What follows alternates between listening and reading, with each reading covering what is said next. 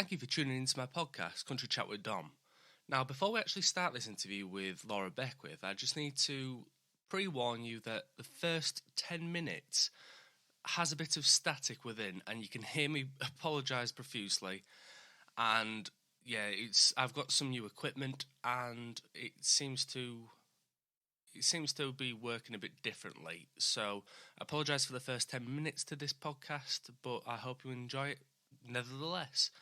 I'll also be speaking with Laura Beckwith on Wednesday on an Instagram Live, so be sure to tune into that as well. But first, enjoy the show. You're listening to the Country Chat Podcast with your host, Dom. Subscribe, give a 5-star rating, and follow us on Twitter at country_chat. And stay up to date. Hi there, you listen to the Country Chat Podcast with me, Dom. Today I'm coming back to the UK and I'm speaking to a new artist. She's from the south of England. Her name's Laura Beckwith. Hi, Laura. Hi, how are you? I'm good. Now, for everybody out there, what I tend to do is I tend to start the video and then kind of have a conversation just beforehand, just to say the do's and don'ts of a podcast. And in my ears, I can hear a bit of static. So I've just spent the past 7 minutes trying to work out exactly where this noise is coming from, and I can't seem to figure it out. So I do apologise in advance to everybody that can hear a bit of static.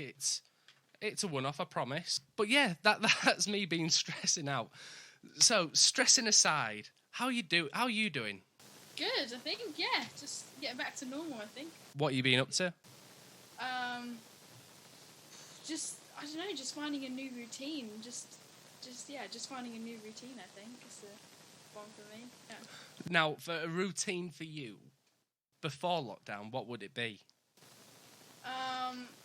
So for me, it's probably, like, I try to create a list a day and work out what things I need to check off. Normally it's like, do a workout, just get my body moving, dog walk, and then it'll be something to do with singing, whether that's like learning to play some more piano chords, I don't know, something to do with music for the rest of the day. That's normally as good as it gets. And you know where my next question is going to end up being is, what do you do now then? You know, so when you wake up in the morning, what's your day-to-day routine? Day-to-day routine? It's going to be like, I've got a 10-month-old puppy at the moment, and he is just like consuming every task because he's just such a handful. So at the moment, it's just taking him for a walk and constantly playing. So that's my day. That sounds so adorable. What breed is your dog? He's a Weimaraner, and he's just like never ending of energy. It's amazing, but it's also annoying. A Weimaraner? Yeah, it's a German dog, grey dog. Yeah. It'd be one of those breeds that I've seen before, but I've just never known the name. I've never heard of. No, you see it and you go, oh, I know what you mean, kind of thing. I'll have a look later. You've got some music out already. You've got Neon Lights, and you've got We're Not In Love. Now, we'll talk about that first. We'll talk about these. So, We're Not In Love was your debut single. Yeah. Are you okay? Me, yes. I mean, when you listen to Not In Love, you can hear so much pain. You can hear a lot of... I guess, yeah, it's quite everyone has those bad relationships. I'm not even going to say that I'm the only one. Like, everyone has relationships, and yeah, it's just one of those songs that go quite deep on. Yeah. Now, Neon Light is like almost not a complete opposite, but it's basically about your love for like New York City and being in the neon lights. Yeah, exactly. It's about your love for New York City and just embracing that. Now, you've been to New York, I presume? I don't know, I can't pinpoint exactly why, but New York has just always been the ultimate place that I just like, the go-to place that if I could pick somewhere to live, it'd be New York. I don't know why. It's like London as well, it's just so busy and it's so amazing. And you get kind of lost in it, which is kind of good, I think. See, one of the things I love about your Facebook is your cover picture. You've got a nice picture of the Music Row in Tennessee. Yes, exactly. Oh, God. Another place. Amazing. You see, what I try to do, especially before these shows, is to do a bit of research and a bit of digging, and that's the first thing I saw. Now I can see like band equipment next to like a bin or something. Yeah. Me trying to be arty with just my iPhone, so much credit. So when did you go to Nashville? It's this time, like maybe a few days before or after, this time last year. Really? Super depressing, because when I left Nashville last year, I was like, right, I'm booking my tickets, I'm coming back, and it's just, unfortunately, hasn't happened, so, but it will, I'll go back soon. Yeah. Now, I mean, you can see the, like, arty element to the image. But yeah, the first thing that, like, catches your eye is obviously the neon lights, you know, a bit of a plug for that song. And then you see the bin, and then you see the band equipment, and you think, "Oh wow, okay, all right." It's so like natural, I think. Exactly, it's proper down to earth. Yeah, everything, even like restaurants, everything's in it. Yeah. So, Not in Love. I've asked if you're okay. Obviously you are. I mean, I've listened to that on cycle now for the past 3 weeks, 2 weeks. And it is, yeah, it gets me up and down in emotions. You know, you can put yourself there. 1 minute it's like the chorus is quite, quite happy, not happy, but positive, and then it just like drops at the end. Yeah, it's a mix. When you're writing songs like that, and when you actually go into like the studio to lay down the vocals for stuff like that, do you like take yourself into past relationships and then kind of put yourself into like not a depressive mood, but into a time where you're quite sad? Just like trying to relate to it as much as possible. I think you can't help but do it when you're singing it. It's just you're thinking about it, which is good because it brings out more emotion when you're doing the vocals. So yeah, you're thinking about it, and it's not depressing as such because when you listen to it back, you're like, yeah, I got something out of it. Yeah. Well, when I say depressing, I mean get yourself into that sad mode. You know, not obviously depressing and depression's one thing. You know, it's like an extreme end of the spectrum compared to, you know, putting yourself into that. It's like an actor making himself cry. Yeah, got you. Yeah, that's what I'm thinking. I'm just thinking about where it came from, the emotions I was feeling when I originally wrote it. So. Yeah.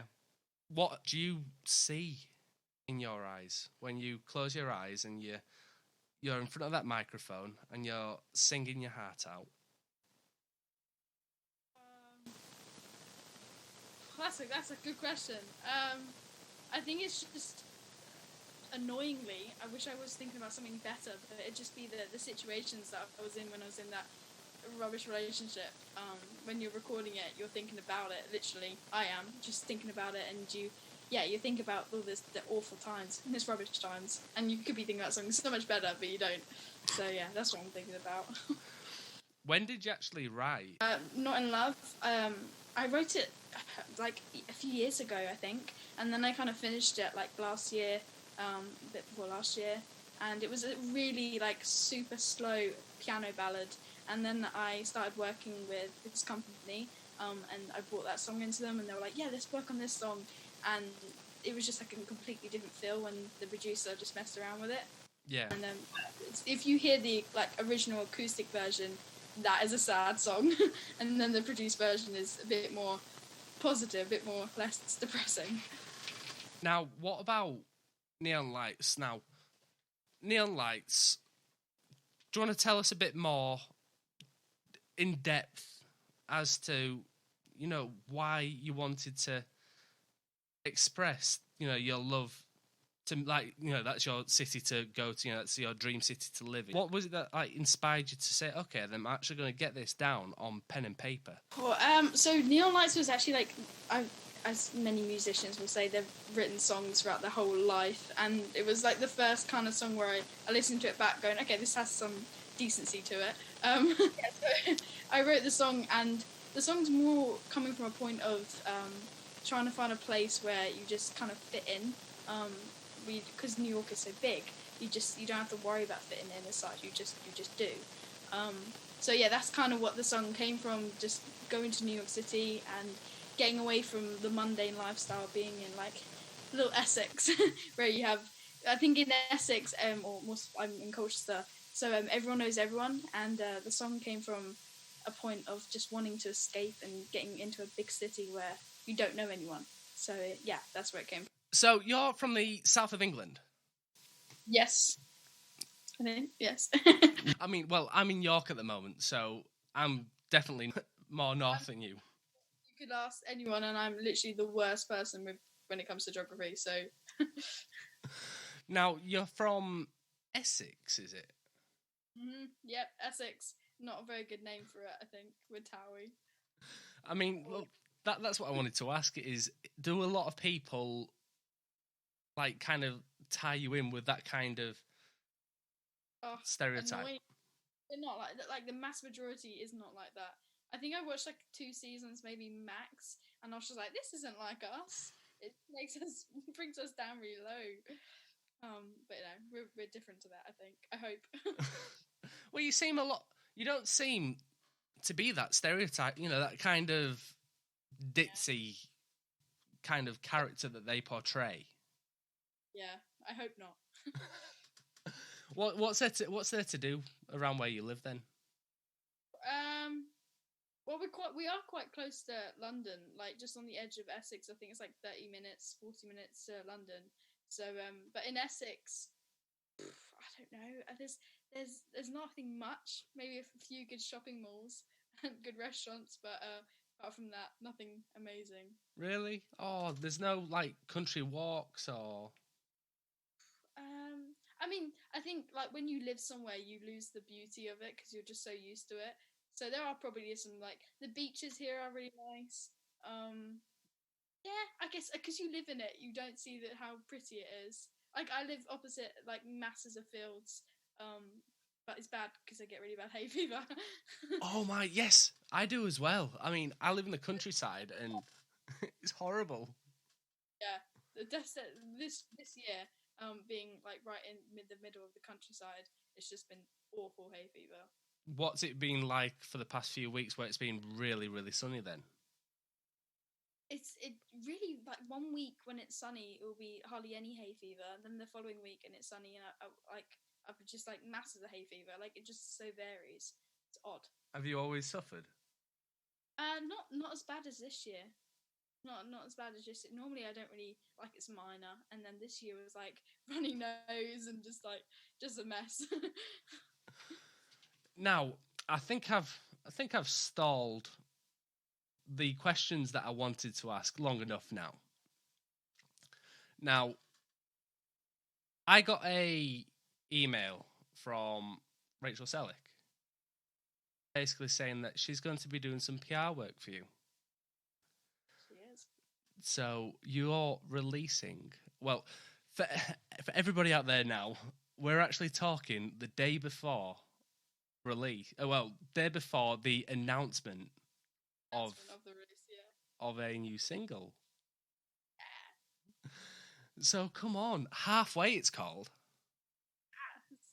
Super excited. It's a completely different feel in comparison to my last single, but I think better. I hope better.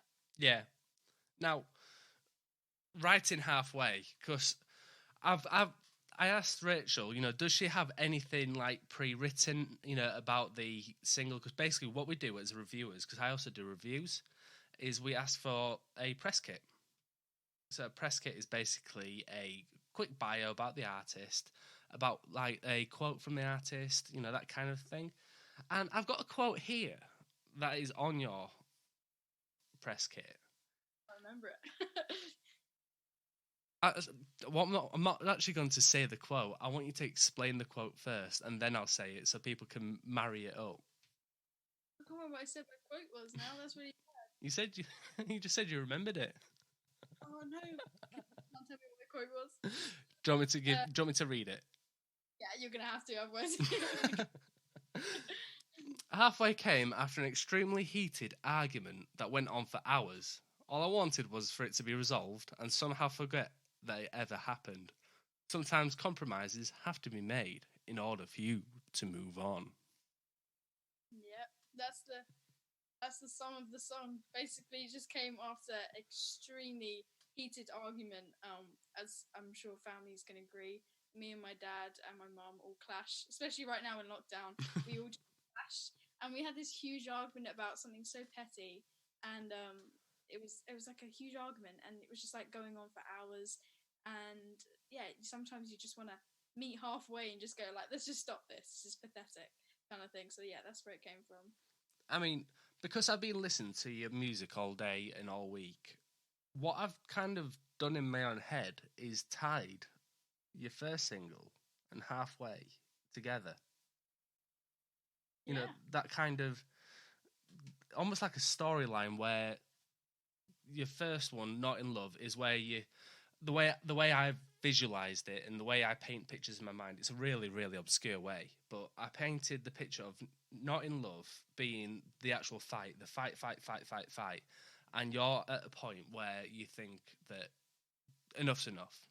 You know, the relationship's dead, it's dead in the water, but then when I listened to Halfway, it was almost like a follow-on from that fight, and then you kind of like compromised from it. That's a good way of thinking about it, yeah, that's a clever way of thinking about it. It's a bit more positive Halfway, I think. Yes. So a bit more of a, more hopeful, I think, compared to Not in Love. Not in Love is a bit like, should we just give up? Whereas Halfway is like, should we just meet halfway? Yeah, I mean that's I think that's why I've kind of linked it with that, because it's not a sad song, but it's not like, you know, it's not a happier song like Neon Lights. Yeah, exactly. It's in the middle. It's not happy, but it's not. You're not gonna sit there crying. So it's halfway. Hey. There we go. I love it. It's a great title. And it's a great track as well. I'm so excited. Yeah, and it's very, very country, I think. Yes, I mean, the first track, Not in Love, has got elements to country, but it's kind of got that faster pop vibe to it. It sounds, with the production is very much more pop. But I think Neon Lights has got more country. I think Neon Lights has a bit more country in it. Yes, it definitely does. I mean, it's almost like you've done a transition from pop country to pop country pop to now country pop. Exactly that, yeah. Yeah, it's great to see a development. You know, to see you coming out of your shell. I mean, you can tell you're a lot more confident with Halfway. You can tell that you're just embracing the microphone, and that's what it is for an artist. Well, definitely with Neon Lights, it was extremely nerve-wracking because it was such a, like, if you listen to the lyrics in Neon Lights, it's so exact. It's very honest, and so when I released that, I was like, oh god, what am I doing? But over time, it's just got a bit more. Yeah, right, let's just do it. What's the worst that can happen, kind of thing.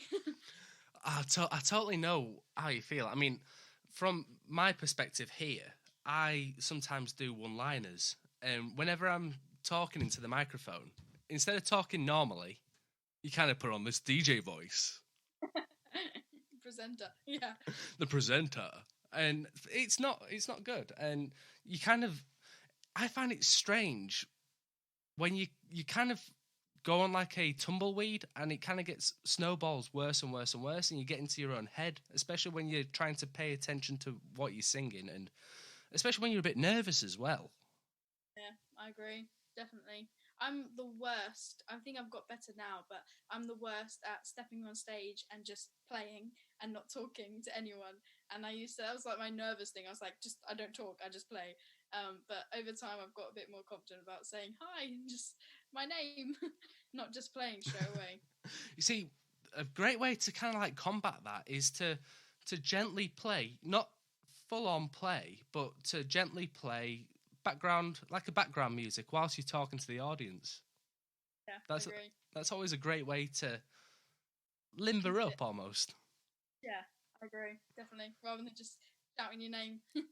Are you looking forward to performing Halfway live? So much. That's the thought behind the production of it, because it's just hopefully going to sound amazing live. Oh, definitely. I can't wait. Please tell me.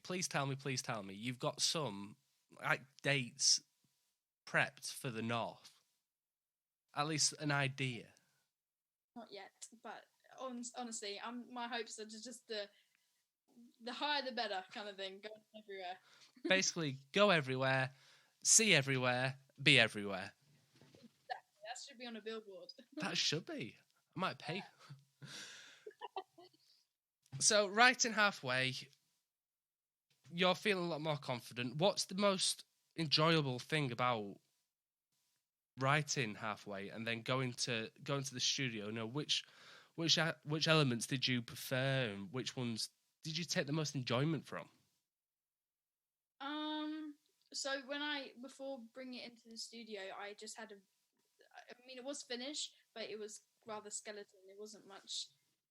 There needed to be a bit more layering, and so the producer I worked with, Alex, and he managed to just bring a bit more emotion into it, and I think that was the best bit, hearing someone else's opinion and going, right, this needs a bit more catchiness, or maybe a bit more less wordy. So that was the best bit, bring it into someone else's opinion. Now, when you've written a song, or is it written or is it wrote a song? I always get that mixed up. Good old grammar. I don't want to say things sound dumb. It's great because I've already said it. There you go. So when you wrote a song, what is going through your mind when you then hand it to either the musicians, the in-session musicians, or to your producer, or to anybody really, even to like Rachel, when you first say, can you help me PR this song? I just hope it's like, when you write songs, it's all pretty much emotion. So I'm hoping that it's not just all emotion, that there is some catchiness to it, some structure to it, and it's not just a mass of words. That's what I'm hoping. At school, then, was you always great at English language, English lit kind of thing, or was you? No, like, it's really. I mean, don't get me wrong. I loved English literature, and like I'm a bit of a book nerd, but I never really was the A-star student at it. Never really was. I'm gonna go on from that. Book nerd. Go on, tell me some books. Oh God! See, I'm not even ashamed of this. But if you ever seen the film Twilight, Yes. there we go. Anyone asks me that my favorite book, I will confidently say it's Twilight. And I'll confidently say the books are better than the films. Yes. Oh yeah. I mean, when you watch the films again after like a few years later, you realize how bad they are. Yeah, I mean, when the films first came out, they were kind of enjoyable. I mean, yeah. I have always respected Robert Pattinson. I mean, Kirsten Stewart. Kristen. She's always. I've never. Yeah, I think Twilight was the first film that I actually saw her in, and yeah, I just amazing actors before that. I can't remember who it was, but she's been acting for years with incredible, talented actors, and I hadn't ever seen her. Yeah, I mean, there's something about the films that just makes me think this is half-assed. I don't know how it got to where it was. I honestly don't. My mum and I were such like nerds with Twilight. I mean, this is years ago. I can't remember when it got released, but I was so young.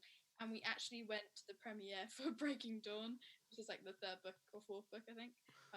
Yeah, we went to the premiere and we met them. I mean, it was awesome. Like, I met the whole cast there, but that's how much nerds we were. Where was the premiere? And yeah, it's the third book.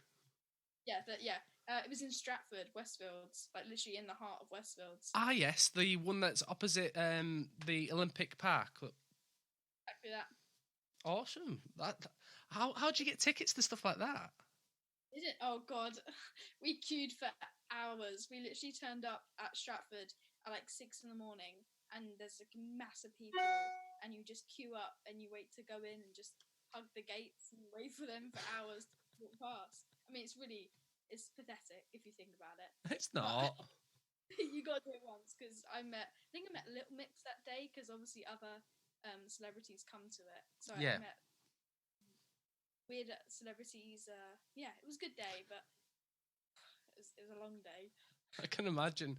I mean, it just reminds me, that kind of thing reminds me when you go to a festival and you're kind of trying to hang around like towards the back of the stage, not in the mass of people, but you're trying to get a glimpse or you're trying to get into that kind of like pathway that someone's going to walk down and like pray to God that someone will bump into you.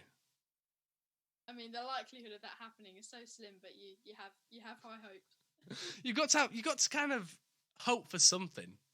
Yeah, I mean, how awesome would it be if they do walk down there and you're the only one there? So exactly. I mean, that's I suppose. I was about to say, that's why some people hide in toilets, but to be honest, they're just a bit weird. I mean, I haven't gone that far. If you could meet a celebrity, whether it's film, music, your favourite genre, book writer, author. That's super, super hard. I don't know. That's a good question. I don't know.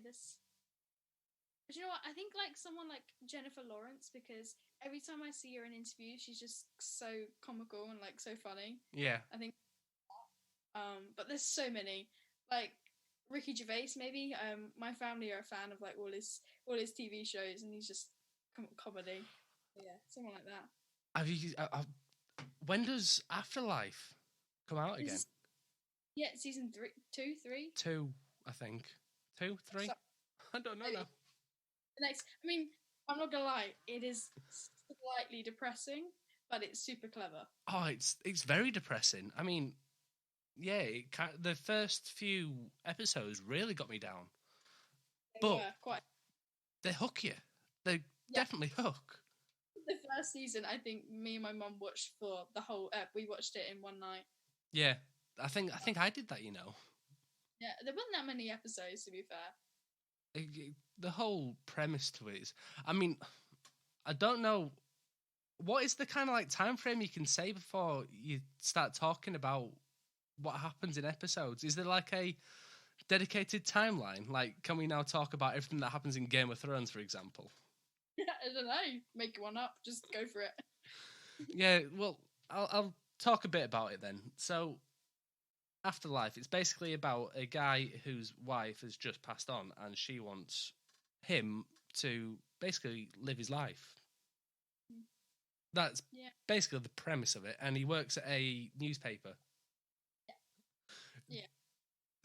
Was it just me, or did it kind of like make you want to join like a small little newspaper and sit there writing a column? Definitely. Yeah, it looked quite a good job actually. You never did any work. Exactly. What kind of like jobs would you want to do in general? What is like your dream job other than performing and being just a solo performer making millions?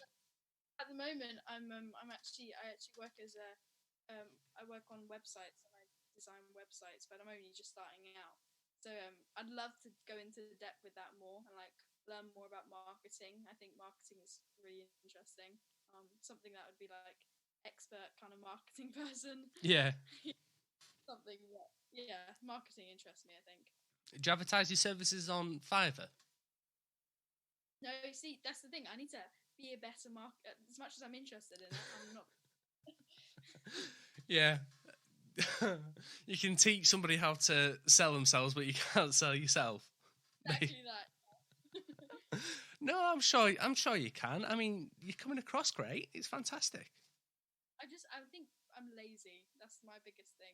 Is when people say you should post every day on your Instagram, and I'm just like, I'm super lazy. I need to be less more motivated. I think that's the right word. Yeah, I mean, we're all in the same boat. We all struggle. I mean, I think there's a couple of days where I've not posted anything, but it's because I've been so caught up in work or, I mean, I've been furloughed for ages, and then I lost my job. I decided to get a new job, and as soon as I started my new job, it's just been constant. It's from like 6 a.m. till 5:30 when I get home, and then getting home, it's doing other things that I'm going to be announcing very soon. Yeah. So, how do you like schedule your day? Then do you have like a diary for what you're going to do tomorrow, or? Yeah, that's the aim. I try to minimum post every other day, but then I do like a bonus post if I'm feeling it, kind of thing. I always love that response. That's the aim. That's the goal. Whether I'm going to achieve it or not, depending on what I'm feeling that week. So basically, it's what we want to do. We haven't quite got there yet, but yeah, I know I need to be there. Exactly. So going on from that then, we've now discussed what you're doing as a job. Where do you see yourself in 5 years' time? I'm hoping that I'm performing more songs, and I don't know, in 5 years' time, let's hope I've got an album. That's definitely something I'm hoping for. Have you got festivals will be back open soon. Have you got ideas for albums? There are certainly songs that I've got skeleton songs that I would love to put into an album, definitely. But I mean, right now I'm doing like co-writes on Zoom and stuff, but it's just not the same as being in the room, and that's what I miss, like getting in the studio and going and co-write with someone. Yeah. What is the regulations now regarding like studios? I know I've seen some people like Puzzle Maker Studios where they've gone into where they've been allowed in. You know, have you had like the opportunity to wear a face mask and go into a studio yet? I think you can, but I haven't done it yet personally. I think going into London, maybe I'm a bit of a wimp, but going into London right now is just such a hassle. I went in a week back, and it's really odd being in London. Quiet, but at the same time, it's like kind of busy. Yeah, it's crazy looking back. What, 4 months ago when lockdown really first started, and the streets were bare. And now it's like people are just slowly trickling in. Yeah. It's like someone just turned on a tap and it's just a little bit and it's drip, drip, drip. Yeah. Do you drive? I do, yes. What do you drive? It's me and my mum share a car. It's a Mini. There's nothing wrong with a Mini. Yeah, but when people say that, I'm like, ooh, you got a Mini kind of thing. I passed my test in a Mini. Did you? It's probably one of my favourite cars, to be honest. I love my car. It's so good. Yeah. What type is it? Is it one of the newer models or is it an older? Just a Mini. Just a Mini. I'm awful with cars. I'm so bad with cars. I should know more, but yeah, it's just a standard Mini. Is it diesel or petrol? It's diesel. I do know that. See, diesels are.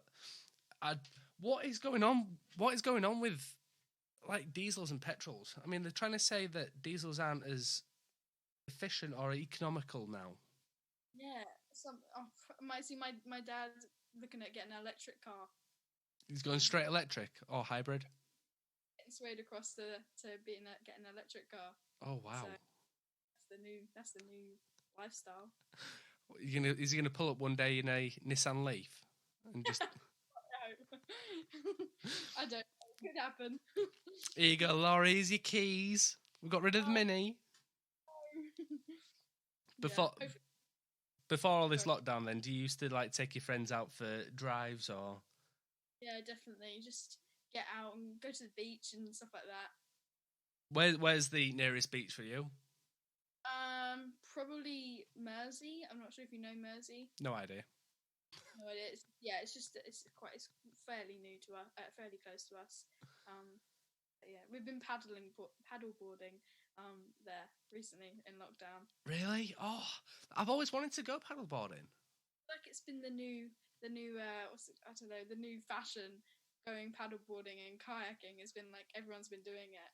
I think the main thing was because beaches and all public places were like kind of locked down. You know, you're not allowed to go to them. And then as soon as they said, "Oh, you can go to the beach now," it's like, okay, then I'm now going to go in the sea. Yeah, everyone just like got the same idea and just went. Oh, but did you realise? Well, did you notice yourself how clean the sea and the sand looks now? I don't think I've ever been swimming in the sea in Essex, and I went like full on swimming and paddleboarding, which is I don't think I would have ever done that. I mean, because obviously I live in the north. I live in Yorkshire. My closest seaside resort-ish is like Bridlington and Scarborough and Whitby. Now, Bridlington and Scarborough have their own beaches, but they're a bit, dirty. Not clear. Not clear, not on a normal day. But recently, instead of looking brown, it's been looking blue. Oh, there we go. It's really nice to see. That's awesome. That's a good sign. It's healthy to see. You see, this is what we like to talk about in a country music podcast: is how blue the sea is. Exactly that. Yes, it's important. One thing that I usually ask towards the end of the podcast, and I'm going to ask it now, is it's a debatish question, and I don't know if you've listened to the show before, so if you have, you will probably know what this is going to be. But if you haven't, it's 2 questions. The first one is, what is a Jaffa cake to you, a biscuit or a cake? That's a difficult question. I think I'll say biscuit. You have it, you eat it more as a biscuit, whereas cake is a bit more you slice it. Yeah, I'll say biscuit. Have you not seen the big Jaffa cakes? The big ones? Yeah, but I don't know. I've never had one of those. Never. I normally just buy the little thin pack, and you end up eating half the pack. Little thin packers in the pack of 3 or the pack of 6 or the So like the long tube. long orange cellophane type thing. Yeah. I think we're on the same page. Yeah. Oh, I could easily wolf a whole pack. It's so bad. But you got me started. I'll go and buy some. Thing is, though, like portion sizes for them, like 3 Jaffa cakes or 2 Jaffa cakes is a portion size. That's not in my books. They come with 11 Jaffa cakes. I'll probably eat 24. That should be the portion size. Now, the second question is, would you have pineapple on pizza? See, I'm not a fan of pineapple, so I'd have to say no. It's not. No, it doesn't sit right. You're not a fan of pineapple? I mean, it's all right, but I think if you eat it like a fruit pot, then it fits in, but not on pizza. Okay, so that's a no then. That's really upsetting. I can't believe you just said that. You've just upset me. What was that? Are you a pineapple fan? I am. I enjoy Hawaiian pizza, ham and pineapple. Yeah, pepperoni. Thing is, though, near where I work, because I work in Leeds, there's a Costco, and I don't know if you've ever been to a Costco. It's like imagine a Walmart, but in the UK, and it's like oversized everything. It's bulk buys here, bulk buys there. You can get anything you want. Well, at Costco, they do like a cafe kind of thing, and they serve like hot dogs and pizza and all that kind of jazz. And my company today bought some pizzas, and the slices, I kid you not, I'm going to hold up my keyboard. No. Approximately that size. It's pretty much a whole pizza. How many slices did you get? I can only manage one. I'm not surprised. That's massive. I mean, not normally. I mean, I put a bit of weight on during this lockdown. I keep looking at myself in the camera. It's like, oh. And before I like lost my weight, I used to be able to eat like a whole large pizza to myself and like a bag of crisps with it. And now it's like I get through half a pizza and I feel ill. Yeah, I think I don't know. Getting older, I feel like you don't eat as much. I don't know, maybe it's just me. No, I totally agree. I mean, I know it's not healthy, and I know people are probably going to kick off at me for this, but I don't usually eat breakfast, and I don't usually eat lunch. I just eat a tea. No, see, that is bad. See, my mum's a personal trainer, so we get told off all the time. Yeah. Like, that's bad. You drop in, I don't know what it is, drop some your glucose or something. I don't know. My metabolic rate. Yeah, something about that. Yeah. But yeah, my issue is time. I just don't have time to go for a lunch or go for a proper something to eat. Yeah, you either have to cook it or you have to buy something, and normally when you buy it, it's expensive and it doesn't really taste good. And it's full of crap anyhow.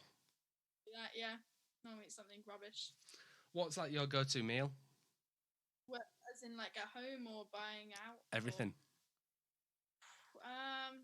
See, I'm a big fish eater. I love a good like bit of salmon. So yeah, anything with salmon, I'm there. Oh, salmon. How's your favourite way to cook salmon? I'm gonna get into this now. It's probably got to be like pan fried salmon. It's the worst, like the worst. Pan fried salmon is the best. You see, I like to keep it simple. I like to get a foil, and I like to put like a little lemon stand that they can sit on, and then squeeze like lemons and limes into it. Ooh, very. And then a bit of it's a green herb, whatever you put on fish. Parsley, is it? Yeah. And then a little sprinkle of chili. Put it in the oven till it's cooked. Probably overcooked normally for me, but whenever it looks right. if it looks like it's being cooked, it's like, yep, that'll do. Or if I'm unsure, it's like an extra half an hour would be fine. Double time. Who does the cooking at home then? Do you ever cook for your family? Oh, yeah, I'm the cook of the house, really. Really? I don't know why, but I've just been naturally assigned the cook. I think my mum's she's a bit slack, as in she'll cook dinner, but it'll be like 8 o'clock. So I'm a bit of a hungry person, so I go, I need dinner at 6. So I end up doing all the cooking. Do you get hungry? Yeah, definitely. That's me. You see, that's great for when it comes to writing songs. You get this frustration and just get angry. What do you do for like physical exercise and getting rid of that kind of hangry exertion? See, before lockdown, I was massively into my running, and I'm not sure about like everyone else, but I just lost motivation. So I've been doing like home workouts and doing stuff like that just to keep myself moving. Have you done Carrie Underwood's Fit 52? No, see, I keep hearing about it. I should do that. I don't know why I haven't done it yet. You see, I keep seeing it. I keep looking at it, and I really want to try it. Yeah. Is it all like no equipment at home kind of thing? I think so. I think it's just one of those just copy me kind of videos. You know, copy what I do, and you do it 52 times in a year. 52 days a year. Well, I thought you meant like repeat it. Yeah, 52 sets. Be fine. To that. That's why Carrie's just so physically fit. Yeah, she's got the best legs, isn't she? I think that's what she's known for. Now, talking about big artists like Carrie, is there any big artist that you'd like to do a duet with or go on tour with? God, I think for me, I've always since her first music and all that stuff, Kelsea Ballerini has just been my favorite country artist. Yeah, it's because it's definitely like down my street, like country and pop. It's just me. You see, listening to Halfway, you could definitely hear you singing in Homecoming Queen. Yeah, oh, thank you. That's the best. See, that's what we need to do now. We need to do an Instagram Live, and we need to obviously showcase, your music, but we need you to do some covers as well. Yes, I need to do more Kelsea Ballerini. I need to. What's your favourite cover song to go to? What were Kelsea Ballerini's? Everyone. Anyone? Oh. I mean, my first cover, as a first song that I sang live, was "Ho Hey" by the Lumineers. Yeah. And I still sing that to this day. Like, I did a live stream yesterday and I sang that. It's just like my go-to song. I mean, before I didn't realise how country sounding it actually is till I heard, what's the names from Nashville? Lennon and Maisie, I think. Yeah. Yeah. When they sung it, they turned it into full-blown country when I heard them sing it. It was brilliant. I mean, you just look at someone and you go, yeah, singing country there. Enjoy it. Exactly. Yeah. Do you have any friends that listen to your music but don't understand the whole country scene? Yeah, a few of my close friends are like, it's good music, but they listen to pop, so they're like, yeah, it's good. I think that's all they can say. See, normally my response to that is, so I take it they listen to Justin Bieber then. But Justin Bieber's released a country song with 10,000 Hours with Dan and Shay. It's like, I can't even say that anymore. Yeah, I think more pop artists are coming across the country. I hope so. Well, Charlie Puth's done Gabby Barrett's I Hope. Yeah, exactly, yeah. Everyone's... You see, people can... I see these pictures on Facebook, these memes saying, if you could get rid of one genre of music and why is it country or something like that. Explain why it's country. Whenever I see people post stuff like that, I just don't understand why they want to slag it off. Yeah, and I guarantee they've just listened to a country song and they haven't realised. That's the thing about country. There's so many subgenres to country that people don't realise they're listening to it. Yeah. And they're like, I like country. But I'm like, you're listening to it right now. Biggest one I find is Lady A. Yeah. You can't really tell their country until you properly like listen to it and you're like, oh, there we go. There's a couple of people at work that like to listen to, is it Smooth? And they play just like all classic songs from 60s, 70s, 80s. And they play some newer stuff. And they always play Lady A about 10, half 10-ish in the morning. And I always turn it up and I was saying, you just listen to country. Proud, you should do that, yes. What's the most daring thing you've ever done, whether in public or in private? Something that's made your heart just go 10 to a dozen. Yeah, I've been skiing for years. Literally, like, my first skiing holiday was like when I was 4. And every time I go skiing, I've got 2 older brothers. So every time we go skiing, we go on like the hardest runs, and we just constantly push ourselves to where we shouldn't push ourselves, kind of thing. So anything to do with skiing, I've probably done something stupendously dangerous, but survived. Yeah. Some run that I've done, and it's just been like, why did I do that? But I got out all right. Now, is it the black runs that are the really steep and dangerous ones that you should only do if you're experienced? Yes, but where you get black runs and then you get black diamonds and you get so on. And I think I did a black diamond once, and it was like, whoa. God. Yeah, I've the extent to my skiing is going to Escape in Castleford, where it's one of those natural inside slopes. Yeah, I think my brother's been to that. Yeah, there's it's indoors. Yeah, that's the most skiing I've done. I mean, I've always wanted to go skiing. You know, where's like your favourite destination to go skiing? Well, we tend to just stick to France, really. Anywhere in France we go. But we have been to like Whistler in Canada, places like that. But France, it's just because we live in the UK, so it's the quickest. You don't want to waste like a whole day getting to another country when you could just do an hour's trip to France. Yeah.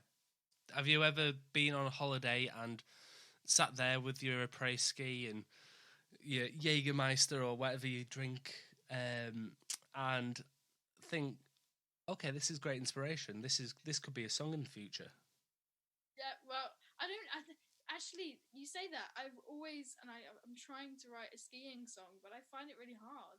I feel like because you have so much to say, it's hard to put it down. But I definitely want to write a skiing song.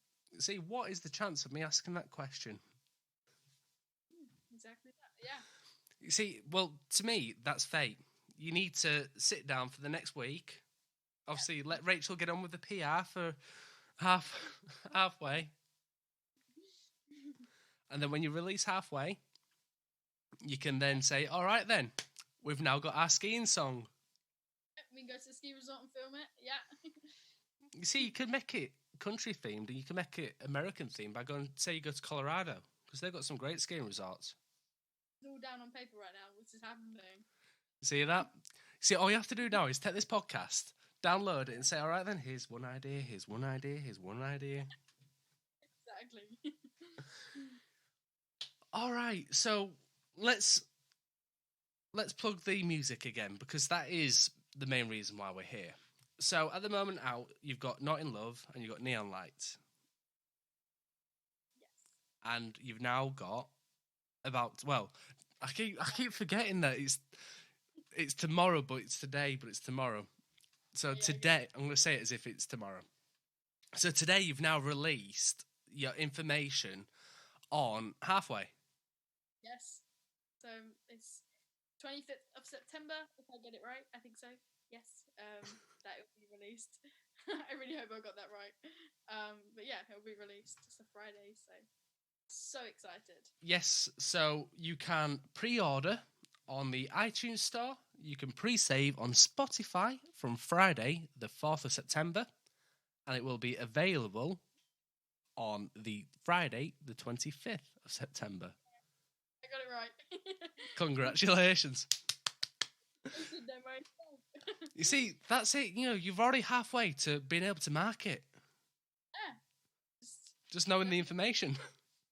Just knowing the date. Have you ever been on like an interview and you've completely forgotten anything? I think there's been some times when you get asked on interviews, some it describes something that's happened, and you start talking about it. You're like, this didn't happen.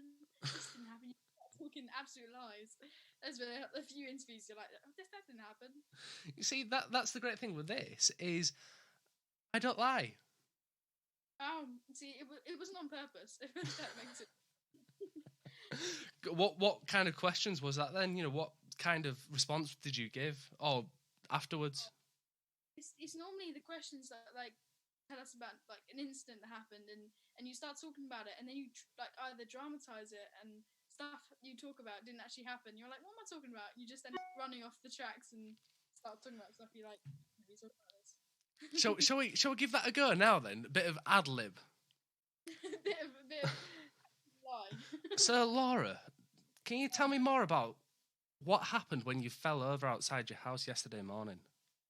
So everybody was outside. Everyone took photos. It was publicity everywhere. Yes, I'm sure I saw something on Facebook or Instagram. You know, you seem really devastated. So bad. It was tragic. So was it something like that? Yeah, something like that. Something devastating happened. Oh, you see, I enjoy good ad lib. I enjoy good. So, what kind? Have you ever done like any form of acting or? Yeah, so a bit of background. I trained in musical theatre. I did a 2-year course in musical theatre for last 2 years ago now, I think. And then I went to did drama school auditions, and I went through that whole process of full-on rigorous auditions, which were hideous. And then I just kind of got put off from it all, and I was like, you know what? I just want to go into music because the people in music are so vastly different in comparison to stepping into like a drama audition. Really? Oh god, it's like you step into a drama, like for me anyway. When you step into an audition, it's like strangle you if you take my position. It's like if you get my part, I'm gonna kill you. Cutthroat. Everyone's like accepting, and everyone wants to help everyone. It's just such a nicer environment, I think. Yeah, I mean that's. I always find that crazy. I mean, we're all humans, and I know it's like going for a job interview. You know, you want that job, so you're going to try and sell yourself and try and berate the competition. But that's like extreme. And that's kind of why I didn't fit into the acting thing. I wasn't that aggressive as in I was like, you know what? I'm just gonna take a step back, and you couldn't be like that in acting. That there isn't a bad quality though. You're too nice. Not when it comes to drama. Actually, acting then, what kind of scenes did you used to enjoy? You know, is there anything in particular that you used to love about acting? I was a sucker for monologues. I loved doing monologues and just not having to depend on anyone else. Like when you do drama and you have like a scene with like say a group of people, you're constantly worrying that someone else is gonna miss a cue or just I don't know jump in too early something. But if it's just yourself, then you got no one to depend on. So. Have you ever done that where someone's either jumped in too early or was late with the lines, and then you've like almost flipped at them?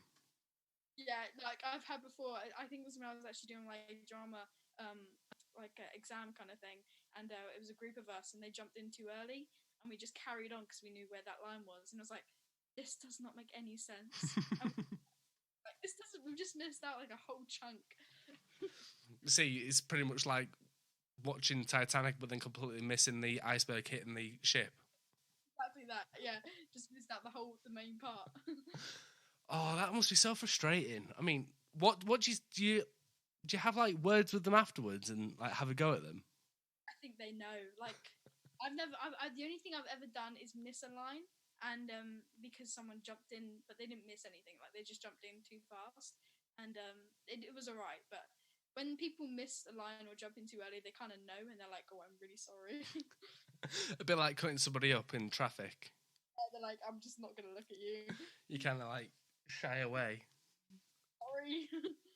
Yeah, they kind of know. What do you have, like, your own evil scowl then? Yeah, in acting, you have to. In acting, you're like fierce and resting bitch face kind of thing. Yeah, go on. You got to give me a example of it. I've got a bad resting bitch face, but I think I don't. I don't think I do. I smile too much. You see, that's not bad. It's not bad to smile too much. It's always great. You know, you've got to smile. You've got to laugh. It spreads smiles. I mean, especially with the issues that I was having at the start, I just got to smile. I just got to smile through it. Yeah, I think so. That's what we can do.